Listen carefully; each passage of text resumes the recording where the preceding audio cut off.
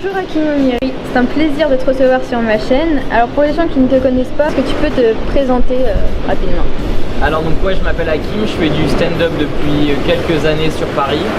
Et j'ai commencé à faire des vidéos sur internet il y a quelques années. Au départ j'ai écrit pour des copains entre guillemets dans l'ombre, j'ai écrit pour Norman. Après je suis rentré chez Golden Moustache où j'ai écrit pendant plusieurs années des vidéos. Et puis après j'ai écrit pour d'autres copains, j'ai écrit pour Cyprien, pour Natou. J'ai écrit pour Cyprien, pour Natou et maintenant j'écris un peu plus pour ma chaîne YouTube solo et pour mon spectacle. Ok, donc pour commencer je vais te dire si tu étais suivi d'un mot et en fait tu vas devoir compléter la suite. Alors si tu étais un animal. Attends, je me laisse le temps de réfléchir à chaque fois. Ouais. Si j'étais un animal, je pense que je serais une panthère noire. Si tu étais une musique. Si j'étais une musique, c'est difficile comme question parce qu'il y a vraiment beaucoup de sons que j'écoute, mais je pense que si j'étais une musique, je serais une musique d'Elliott Smith. Okay. Voilà. Je vais pas donner de titre, écoutez Elliott Smith et vous verrez. Et si tu étais un plat? Si j'étais un plat, je pense que je serais un plat bio déjà de base, pas de produits chimiques. Et après, bonne question, je sais pas, peut-être des pâtes au saumon. Ok. Si tu étais un film? Bull Hunting ou Terminator 2, c'est la même ambiance, c'est vraiment chercher. Si tu étais un objet? Si j'étais un objet, un stylo. Alors c'est quoi ton parcours jusqu'à aujourd'hui? Pourquoi tu te retrouves à faire de la scène et remplir des salles et... Bah écoute, j'ai toujours été quelqu'un de plutôt marrant en fait dans ma classe, je faisais rire les copains, etc. Et quand j'ai découvert que je pouvais en faire un métier, bah, j'ai fait en sorte que ça le devienne réellement. C'est tout bête hein, mais quand tu donnes un objectif, il faut que le matin tu te lèves et tu te dises bah faut que je fasse un pas chaque jour vers cet objectif, même si c'est petit, mais au moins pas aller dans le sens inverse. Et donc la première chose à faire c'était d'aller à Paris parce que c'est à Paris que les choses se passent.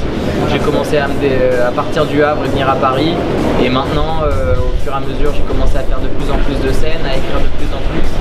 Et quand tu te confrontes au public, bah, c'est tout simple mais t'as la réponse tout de suite à savoir si t'es drôle ou pas.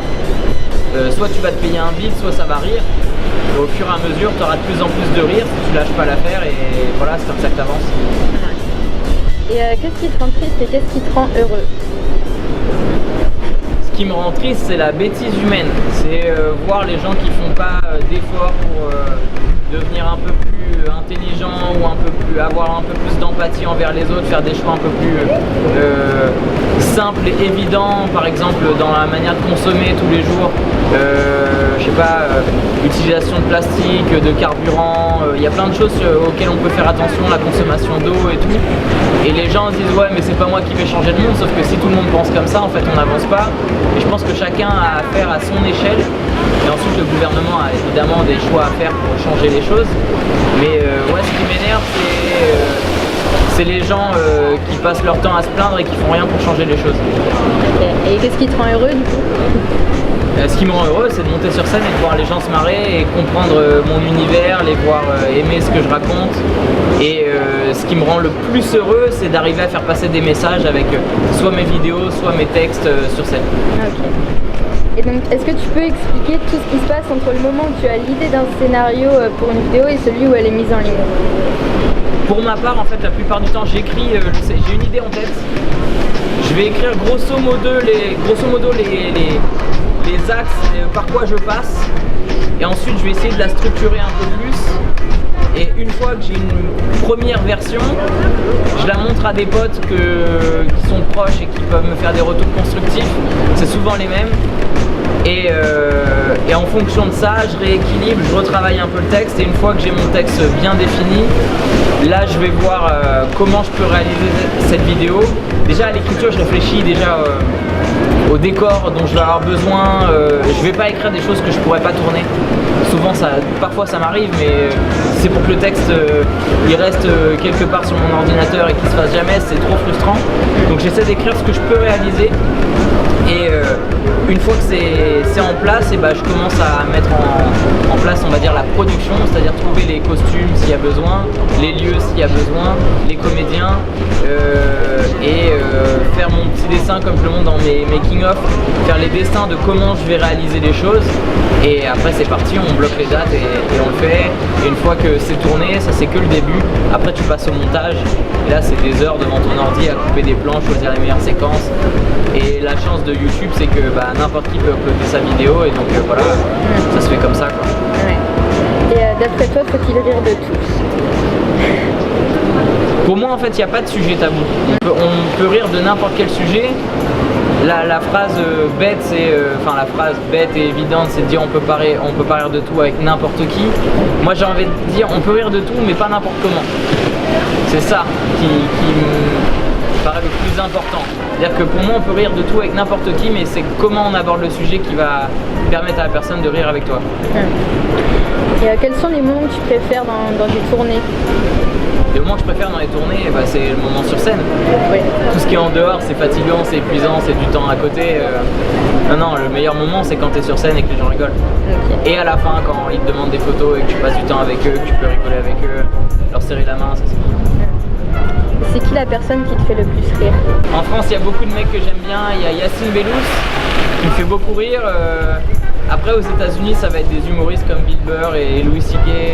Que j'admire vraiment et qui donne envie d'atteindre des niveaux de stand-up plus élevés que ce que j'ai actuellement.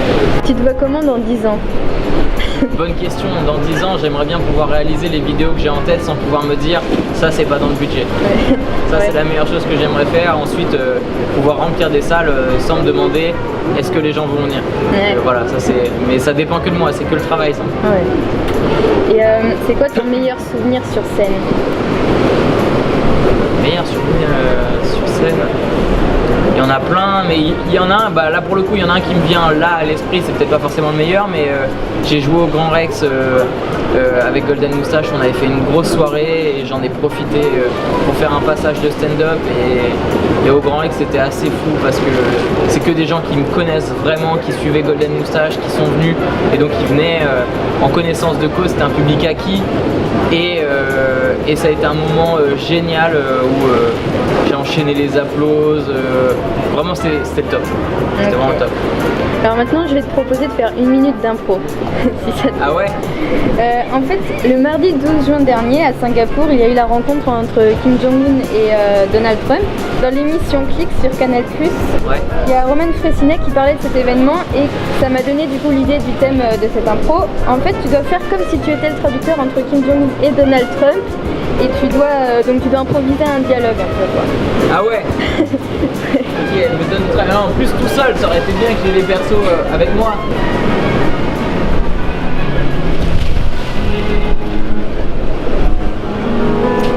Alors attends. Meilleure entrée. Meilleure entrée avec de la musique. Ok, Thibaut viens là. Attention au vert. Ok, alors je vous explique l'impro qu'on vient de me donner. En fait, là elle vient de me donner le thème. Kim Jong-un et Donald Trump se sont rencontrés. Ouais. Et donc vous êtes Kim Jong-un et Trump. Et je suis censé être le traducteur. Ok. D'accord. Et on se rend compte de l'importance du traducteur apparemment. Ok. Allez c'est parti. Oh, you know Kim Jong-un. C'est comme ça qu'ils disent en Angleterre. En Angleterre? Aux États-Unis.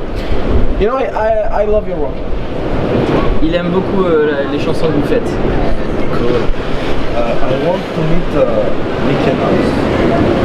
Il aimerait rencontrer Donald Duck. Hi Donald. You want Duck Dick? Donald Dick? Ouais, c'est quelque part c'est une proposition. You want my dick? Je crois qu'il est. You want my dick? You wanna fight? No! You're an Asian guy. You know how to fight. You wanna fight? Et là ça part en bagarre. Okay. Voilà, ça s'est joué à peu de choses. Ça s'est joué à peu de choses. Allez, compris. Bisous. Communication non verbale. Merci les copains. Vas-y, pas de soucis. Allez. Ok, alors donc pour la dernière petite rubrique, en fait ça s'appelle Voyage dans le temps ou pas. Donc le concept est simple, t'as quelques minutes pour parler d'un sujet que tu dois choisir parmi 3 thèmes. Soit tu parles du passé en racontant une anecdote, soit tu parles du présent en nous parlant de ton actualité, ou alors tu parles du futur en évoquant un projet qui te tient à cœur. Alors passé, présent ou futur? Aller futur. Ok. Ouais, déjà toujours se tourner vers le futur, ça sert à rien d'aller vers le passé. Bah là je suis en train d'écrire une série.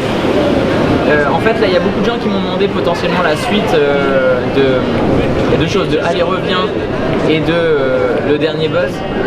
Et j'ai écrit le scénario pour le dernier Buzz, potentiellement la suite. Et là j'ai écrit toute la saison suivante pour Aller-Revient, qui deviendrait une sitcom. Et on est en train de voir, de négocier avec des gens pour voir combien ça coûterait à produire, parce que là pour le coup c'est colossal et c'est de l'argent que j'ai pas. Et donc je suis en train de voir, est-ce que je demande aux gens de peut-être soutenir ce projet en participant, ce que j'ai jamais fait, ou trouver d'autres partenaires financiers, que ce soit une marque ou autre.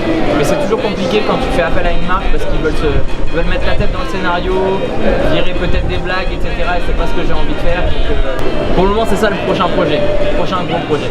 Ok. Bon bah voilà, merci beaucoup pour cette interview, c'était super. Merci à toi, c'est très cool. J'ai trouvé des figurants au hasard. Qu'est-ce que vous faites ici en plus à Dina? C'est vraiment le hasard de se croiser ici, ça me fait plaisir. Je m'appelle Bruno. C'est pas comment tu t'appelles? Moi je m'appelle Canapé. Alors, Canapé, c'est très bizarre, ça ressemble beaucoup à du mobilier. Déjà tu fais King Jong-un. ça me paraît Clairement, évident. Clairement, il y a du point de vue du poids. Ouais. La vie de ma mère que ouais. La vie de ma mère que j'allais faire Trump. Allez. Non, attends, mais attends, ce que tu m'as pas dit dans ton impro, c'est que je suis le traducteur de qui? Ouais, t'es au milieu en fait. Je suis au milieu. Ah oui, d'accord. Parce que imagine, c'est un traducteur anglais, coréen, donc je dis Ayokan Doctor, et il traduit, et après toi tu redis, et il est en mode je peux pas faire dans l'autre sens. Je suis traducteur dans un sens, et ça crée une guerre mondiale. Ouais, ça dépend avec qui je viens. Ok, on fait une entrée. Attends, je parle coréen moi du coup. Tu parles comme tu veux, mon pote. Ok, 1 minute. Allez, vas-y, entre. C'est parti. Mesdames et messieurs, Kim Jong-un. Kim Jong-un, on va pas leur faire aussi. Mais attends, c'est plus marrant. Mais non, c'est plus marrant. Ok. Attends, impro, garçon. C'est plus marrant. Vas-y. Ok. Mesdames et messieurs, Kim Jong-uno et Donald Trump. Il est noir.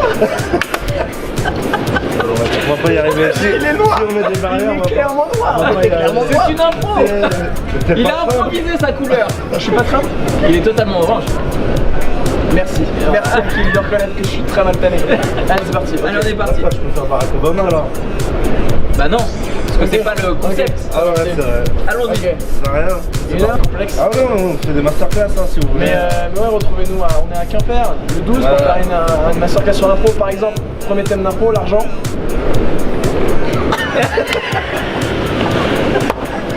C'est parfait. Il a fait un geste, il a fait... Tender feelings that you made hard, but it's your heart, not mine, that's scarred. So when I go home, I'll be happy to go. You're just somebody that I used to know.